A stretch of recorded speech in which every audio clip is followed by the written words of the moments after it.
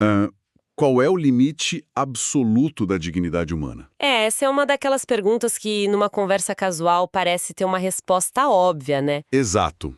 Uma resposta reconfortante. Todos nós gostamos de acreditar que existem, tipo, linhas intransponíveis. Com certeza. Linhas que ninguém cruzaria. Mas, ao observarmos um mundo onde cifras bilionárias e poder estrutural parecem ditar as regras do jogo, essa linha imaginária do que é moralmente inaceitável começa a ficar muito turva. Fica perturbadoramente turva, na verdade. Pois é. O que define o nosso valor quando redes de exploração complexas entram na equação? Nosso objetivo hoje, nesta imersão profunda, é desconstruir a arquitetura dos nossos direitos fundamentais. Uma missão e tanto para hoje. Sim. Vamos investigar como essas garantias, desenhadas durante séculos para proteger a essência da vida humana, são testadas até o limite extremo. E vamos fazer isso analisando engrenagens de exploração operadas por indivíduos que parecem inalcançáveis. É um terreno denso, mas absolutamente necessário. E a proposta da nossa análise de hoje não é apenas focar no aspecto sombrio, sabe? Ou nas falhas de um sistema global que muitas vezes parece estar quebrado. O nosso foco é compreender os mecanismos estruturais dessa balança. Como a sociedade tenta construir escudos legais? Exatamente, como construímos escudos para proteger os mais vulneráveis contra abusos extremos de poder. É essencial para entendermos como as instituições tentam curar fraturas profundas na própria condição humana. Especialmente quando o agressor não veste uma farda, mas sim um terno sob medida, né? Bem colocado. O poder mudou de roupa. Para começar a entender essa balança, a gente precisa voltar à estaca zero, ao alicerce filosófico que sustenta tudo o que chamamos de leis modernas. Tem um conceito muito claro do filósofo Immanuel Kant, que ilustra isso perfeitamente. A famosa distinção que ele faz. Isso. Ele traçou uma linha divisória definitiva entre duas coisas, preço e dignidade. A lógica é até bem simples. Conta pra gente. Coisas, objetos e seres irracionais possuem um preço. Eles têm um valor de mercado, uma utilidade prática e podem ser substituídos por algo equivalente. Tipo, se um carro é destruído, o seguro paga e compramos outro. Exato. Mas o ser humano, justamente pela sua racionalidade e autonomia, não tem preço. O ser humano possui dignidade. Ele é um fim em si mesmo. Isso quer dizer que, sob nenhuma justificativa, uma pessoa pode ser usada como um mero instrumento, uma ferramenta ou um degrau para satisfazer os desejos de terceiros. O que é fascinante aqui é que a filosofia de Kant nos deu a bússola moral. Mas bússolas morais não impedem, sozinhas, que alguém com muito poder decida explorar outra pessoa. Infelizmente, não. Para isso, a humanidade precisou inventar barreiras legais. E essas barreiras não nasceram prontas. Nós todos conhecemos os grandes marcos históricos, né? A Magna Carta, lá em 1215, e a Declaração Universal dos Direitos Humanos de 1948. Documentos fundamentais. Sim, mas a questão é que eles foram desenhados primordialmente para frear tiranos e governos opressores. E estabeleceram que o poder do Estado não é absoluto. E é engraçado pensar que nenhum direito em si é absoluto, né? Nem mesmo o direito à vida. Muitas constituições prevêem exceções em casos extremos, como guerras declaradas. Mas a grande sacada jurídica é que todo direito possui um núcleo essencial. Um limite mínimo. Exato, uma base intangível que não pode ser violada em nenhuma circunstância. É exatamente o que nos protege da coisificação, de sermos tratados como produtos. Ok, vamos desvendar isso. Porque é justamente aí que ocorre uma virada de chave no mundo moderno. A gente passou séculos construindo fortalezas jurídicas para nos proteger de reis e ditadores. Ameaças verticais. Isso. A imagem clássica da opressão é uma relação vertical, o indivíduo comum sendo esmagado pelo governo todo-poderoso. Mas as maiores ameaças de hoje mudaram de forma. O perigo muitas vezes está na porta ao lado. A ameaça se horizontalizou. O que você descreveu sobre o Estado é a eficácia vertical dos direitos fundamentais. Contudo, a nossa realidade nos forçou a desenvolver o conceito de eficácia horizontal. que seria a proteção entre os próprios cidadãos. Exatamente. A proteção dos nossos direitos nas relações privadas entre particulares. Pense em grandes impérios financeiros ou indivíduos com recursos quase ilimitados. Onde a disparidade é gigantesca. Sim, quando um cidadão comum se depara com um conglomerado bilionário ou com um indivíduo que tem o PIB de uma cidade pequena na conta bancária, a desigualdade de poder é tão brutal que o Estado precisa intervir. Se não intervir, a parte mais fraca é esmagada do mesmo jeito que seria por um tirano no passado. Com certeza. A eficácia horizontal tenta nivelar esse campo. E quando essa eficácia horizontal falha? Quando essa rede de proteção se rompe? O que sobra é a anatomia pura da exploração. Para sairmos da teoria e vermos o quão sombria é essa quebra, existe um caso super documentado que expõe as engrenagens do tráfico humano moderno. É um caso muito pesado, mas necessário de ser estudado. Vamos chamar a sobrevivente de Lauren.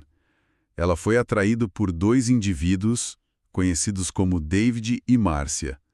O disfarce usado para a aproximação era promissor. Parecia uma grande oportunidade profissional. Sim, a gravação de um documentário. No início, Lauren foi bombardeada com presentes caros, jantares, atenção constante e dinheiro. Não houve violência imediata. Foi tudo muito calculado. Houve a criação meticulosa de uma armadilha psicológica que especialistas chamam de vínculo traumático. É a construção de uma prisão invisível muito antes de qualquer porta ser trancada fisicamente.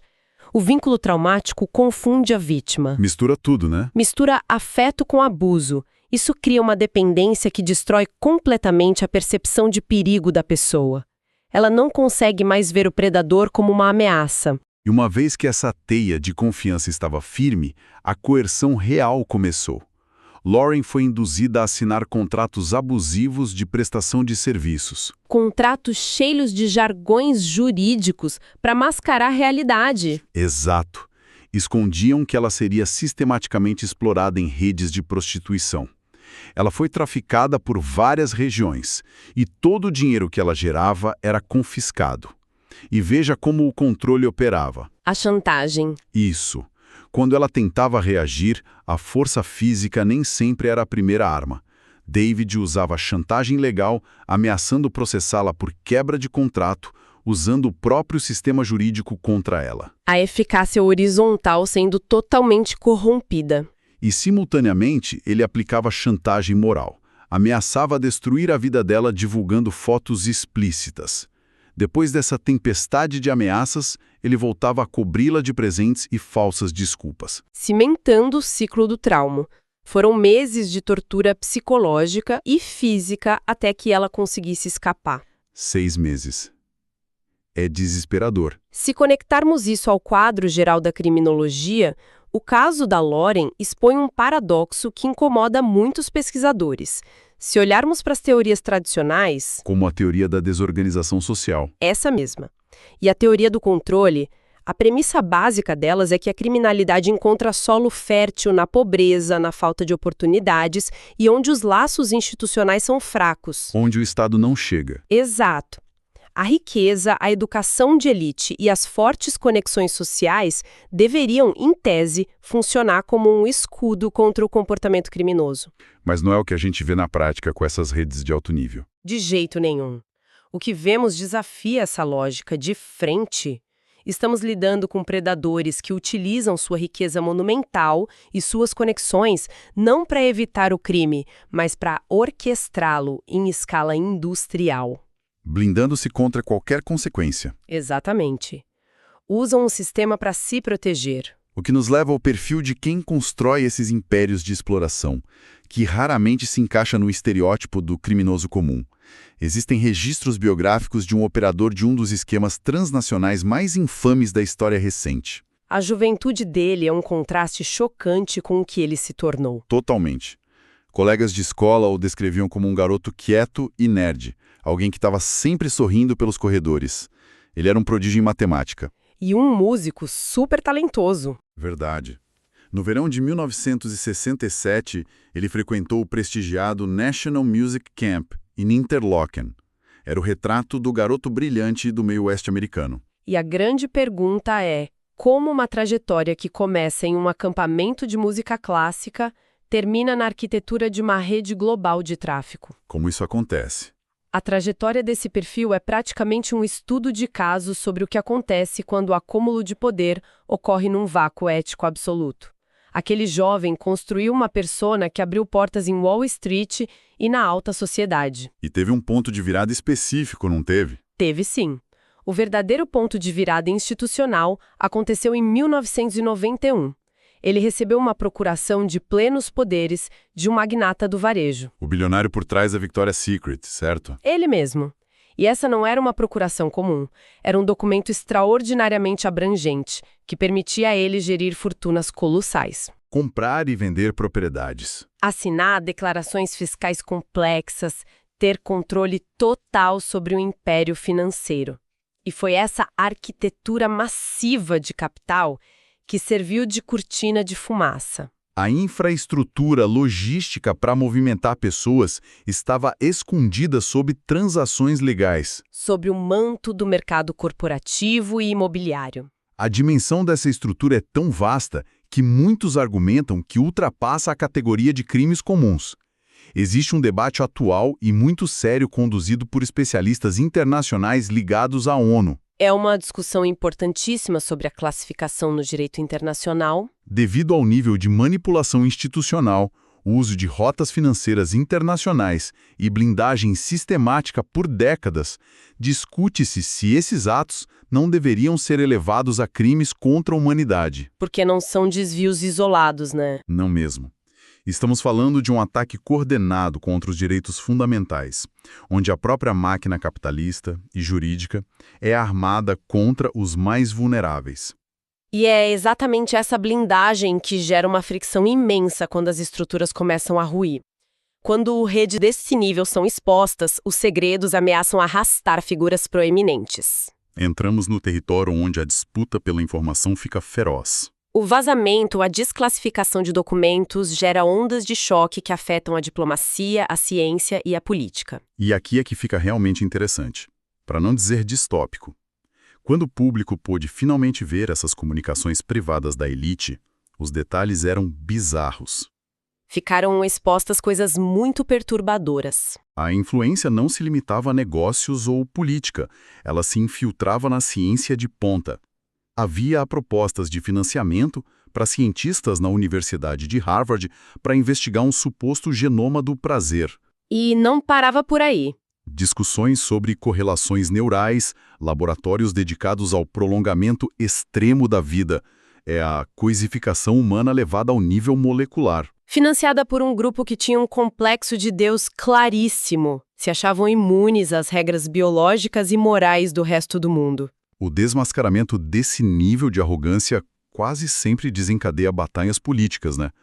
A liberação de arquivos nunca é tranquila. Nunca é um processo administrativo simples. Há pouco tempo foi possível acompanhar uma petição no Congresso de uma potência ocidental. O objetivo era forçar o Departamento de Justiça a divulgar a íntegra dos arquivos. E isso virou uma guerra partidária. De um lado, a administração e a liderança de um partido resistindo ativamente. O ex-presidente em exercício chegou a classificar a pressão como uma farsa e um golpe. Argumentou que era narrativa de opositores. Exato, para minar o apoio dele. Mas, do outro lado do embate, vimos uma ruptura partidária raríssima. Membros do próprio partido dele quebrando as fileiras. Ignoraram as diretrizes da liderança e assinaram o pedido de liberação junto com a oposição. O embate paralisou discussões e mostrou como a exposição dessas violações tem força para rachar bases políticas consolidadas. Mas a gente precisa olhar para os efeitos colaterais de toda essa agitação pública. Tem uma ânsia justificada por justiça, por nomes, mas essa sede gera consequências devastadoras. As investigações massivas... Sim, baseadas em varreduras de dados financeiros de milhares de pessoas sem filtro de contexto. O resultado são falsos positivos que destroem reputações da noite para o dia. Uma caça às bruxas digital. Tem um caso bem emblemático sobre isso. Tem um caso que ilustra isso de forma assustadora, envolvendo uma famosa apresentadora de TV brasileira. Do nada, o nome dela apareceu numa lista vazada de arquivos ligados a essa rede. E a internet não espera contexto nenhum. Ela foi imediatamente julgada e condenada no Tribunal das Redes Sociais. A origem disso foi uma varredura generalizada feita no Deutsche Bank, capturando transações que cruzavam certos parâmetros. E só depois a verdade apareceu. Meses depois, o jornalismo investigativo revelou o contexto absurdo. O dinheiro atribuído a ela pertencia, na verdade, a um fundo de investimentos criado e controlado pelo próprio criminoso da rede. Ironicamente chamado de The Hazy Trust, o fundo da névoa. O nome dela foi sugado por essa névoa de dados, sem ela ter nada a ver com a história. Isso levanta uma questão urgente sobre esse justiçamento desordenado. Os especialistas da ONU fizeram alertas severos sobre como o Estado e a mídia conduzem essas exposições. Porque afeta inocentes, mas também afeta as verdadeiras vítimas, né? Esse é o ponto mais cruel. Ao terem os nomes históricos expostos sem cuidado institucional, as vítimas enfrentam estigma e risco de retaliação. É uma retraumatização. Uma manipulação sistêmica. Elas sobrevivem ao agressor apenas para serem violadas novamente, dessa vez pela negligência do sistema que deveria protegê-las. Então, o que tudo isso significa para a ponta mais fraca dessa corda? Se os nossos direitos fundamentais existem no papel, mas falham tanto na prática, qual é o caminho concreto da reparação? É o desafio do direito contemporâneo. O que a lei consegue fazer para devolver alguma dignidade a quem foi tratado como produto? Legislações modernas tentam construir válvulas de acolhimento. Um mecanismo muito importante para sobreviventes de tráfico humano é o conceito do período de reflexão. Como funciona isso na prática? Pense em estrangeiros resgatados de redes de exploração em um país que não é o deles. O choque é total. Alguns ordenamentos adotaram a prática de conceder um visto provisório de permanência, que geralmente dura 1 ano. Pera, só para esclarecer, o Estado concede 1 ano de permanência legal sem exigir nada em troca no primeiro momento? Exatamente isso. Eu imagino que, do ponto de vista de quem investiga, dos promotores, isso deve gerar uma frustração enorme. Eles não querem o depoimento imediato para prender a quadrilha. E aí está a linha de tensão onde o direito opera. Há uma fricção óbvia. O promotor quer provas imediatas, mas os direitos humanos exigem que o Estado não trate a vítima como uma peça de evidência. Ela precisa de um tempo de cura. Durante esse período de 1 ano, a vítima não é deportada e recebe tempo para recuperação física e psicológica. O crucial é que ela não é obrigada a colaborar com as autoridades. A colaboração tem que ser genuinamente voluntária. Sim, com a autonomia restaurada. É a forma de o direito dizer que a pessoa não é um instrumento do Estado. E essa restauração da autonomia é vital, principalmente quando lembramos que as formas de exploração chegam a limites absurdos. A coisificação humana vai muito além da privação de liberdade. Pode chegar a níveis cirúrgicos. O ápice macabro é o tráfico de órgãos. Há registros de casos como o de Ferhat, um cidadão turco levado até Londres. Onde a desumanização é literal. O destino dele foi uma clínica de luxo. Um médico chamado Raymond Crockett operou e extirpou uma parte do corpo do Ferhat para ser vendida e transplantada. É a redução de um ser humano a um conjunto de peças de reposição. Representa o colapso total da fronteira entre sujeito e objeto. E é por existirem horrores assim que o fechamento do ciclo de justiça precisa ser muito preciso. A verdadeira justiça exige que as instituições equilibrem 3 pratos importantes. Quais seriam? Primeiro, a eficiência do Estado na investigação, para que predadores não fiquem impunes. Segundo, evitar a vitimização secundária, que é quando o processo agressivo traumatiza a vítima de novo. E o terceiro? O garantismo, o respeito aos direitos fundamentais do acusado, assegurando um julgamento justo. Se o Estado sacrifica a vítima pela rapidez ou ignora as garantias do acusado por vingança pública, o Estado de Direito falha. É uma engrenagem muito delicada. A nossa imersão de hoje atravessou terrenos profundos. Começamos com Kant, sobre a linha entre preço e dignidade. Passamos pelas redes operadas por elites bilionárias. Dissecamos como eles tentam comprar as estruturas de poder E terminamos observando como os mecanismos jurídicos ainda tentam construir caminhos de reparação para os sobreviventes. E para quem está acompanhando a gente, a importância disso é muito direta. Esses direitos fundamentais não são textos poéticos antigos. Eles são o nosso escudo do dia a dia. O único escudo ativo que temos contra sermos transformados em produtos nas relações diárias, seja enfrentando o Estado ou grandes corporações corporativas, é entender a base da nossa proteção. É a defesa da nossa própria essência. E para encerrar, quero deixar uma provocação para quem nos acompanhou pensar depois que o áudio acabar. Se os nossos direitos fundamentais nasceram séculos atrás para limitar o poder absoluto de reis e governos, Um cenário que mudou drasticamente. será que o nosso atual sistema jurídico está verdadeiramente preparado para enfrentar uma era em que os maiores poderes absolutos não vêm de nações, mas sim de impérios privados operando nas sombras? Fica a reflexão. Muito obrigado pela companhia em mais esta análise aprofundada e até a próxima.